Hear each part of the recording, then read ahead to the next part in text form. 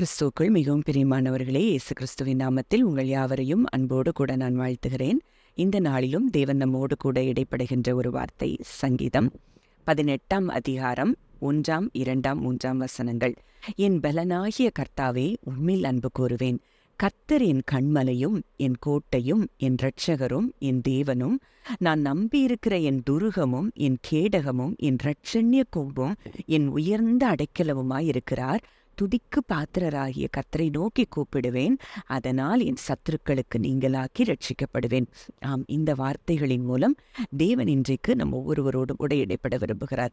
இந்த சங்கீதம் எழுதப்பட்ட சூழ்நிலையை நம்ம பார்த்தோம் அப்படின்னா, தேவன் தாவீதை அவனுடைய எல்லா சத்துருக்களுக்கும் சவுலின் கைக்கும் நீங்களாக்கி விடுவித்த போது எழுதப்பட்ட சங்கீதம் தான் இந்த சங்கீதமாய் இருக்கிறது. அப்போ அங்க சவுலுக்கு தாவீது என்றென்றைக்கும் அங்க மறைந்து ஓடி ஒளிந்து கொண்டிருந்த நாட்களுக்குள்ளாக அங்க தாவீது இருந்ததை பார்க்கிறோம்.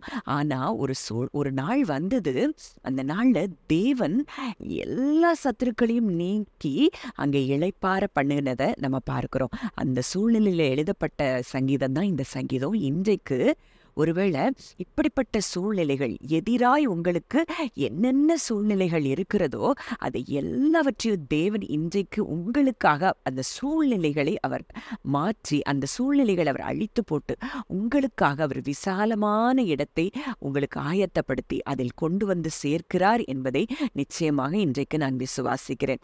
அப்போ இங்க சொல்லப்பட்டிருக்கிற வார்த்தையை நம்ம பார்த்தோம் அப்படின்னா, முதலாவது தாவீது சொல்லுகிறார், என் பலனாகிய கர்த்தாவே, எனக்கு நீங்க தான் ஸ்ட்ரென்த், எனக்கு எல்லாமே நீங்க தான் சொல்லி அங்க துதிக்கிறத பார்க்கிறோம். அப்ப இன்றைக்கு நமக்கு யார் பலனா இருக்கிறாங்க அப்படிங்கிறத நம்ம ஆராய்ந்து பார்க்கணும். அப்போ என் பலனாகிய கர்த்தாவே, நான் உம்மில் அன்பு கூறுவேன்.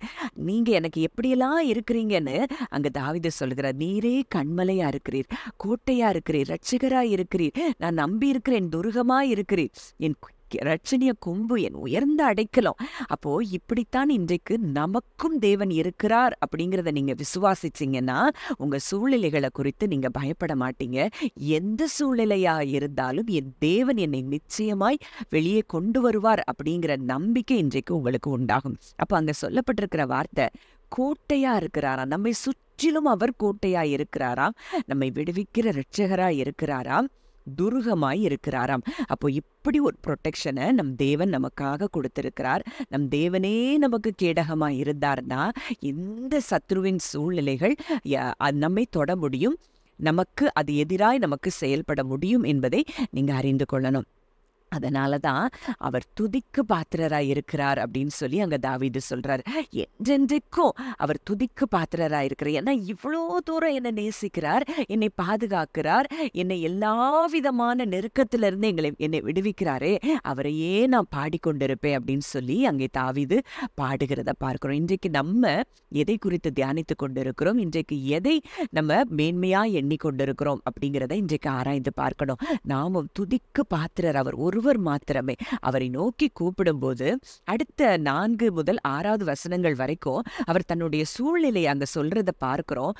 மரண கட்டுகள் என்னை சுற்றி கொண்டது, துர்ச்சன பிரவாகம் என்னை பயப்படுத்தினது, பாதாள கட்டுகள் என்னை சூழ்ந்து கொண்டது, மரண கண்ணிகள் என்மேல் விழுந்தது. எனக்கு உண்டான நெருக்கத்திலே நான் கர்த்தரை நோக்கி கூப்பிட்டு என் தேவனை நோக்கி அபயமிட்டேன்.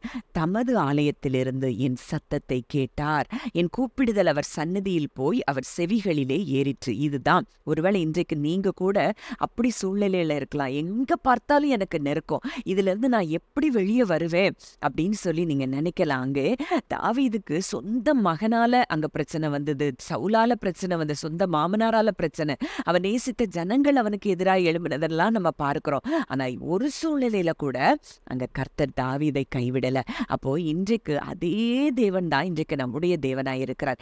என்ன நெருக்கம், என்ன கட்டுகள் உங்களை சூழ்ந்திருந்தாலும், ஒருவேளை வியாதியின் கட்டுகளா இருக்கலாம், கடன் பாரமா இருக்கலாம், இல்லை என்ன சூழ்நிலையா இருந்தாலும் அத்தனை கட்டுகளையும் இன்றைக்கு நீக்கி உங்களை விடுவிக்கிற தேவனா இன்றைக்கு நிச்சயம் உங்களுக்கு வெளிப்படுவார். அதில் தான் 6வது வசனத்தில் பார்க்கிறோம், நான் கூப்பிட்டேன், அவர் என் சத்தத்தை கேட்டார், என் கூப்பிடுதல் அவர் சந்நிதியில் போய் அவர் செவிகளில் ஏறிச்சு. ஒருவேளை இன்னைக்கு நினைக்கலாம், இத்தனை இருக்குதே அவருக்கு கேட்குதா இல்லையா அப்படின்னு சொல்லி கூட நீங்க நினைச்சிருக்கலாம். இல்லை, உங்க கூப்பிடுதல் அவர் செவிகளில் ஏறி இருக்கிறது.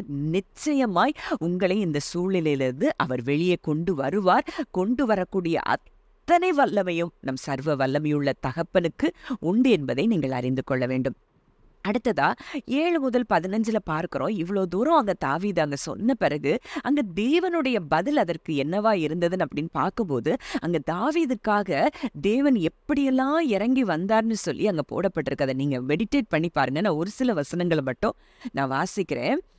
அப்போ இவர் கூப்பிட்ட உடனே அங்க தேவனுடைய செவிகள்ல அங்க அவர் அது ஏறிடுச்சான். அப்பொழுது பூமி அசைந்து அதிர்ந்தது. தாவீதுக்காக அங்க இவர் கூப்பிட்ட சத்தம் அங்க கேட்ட உடனே அங்க பூமி அசையுதான்.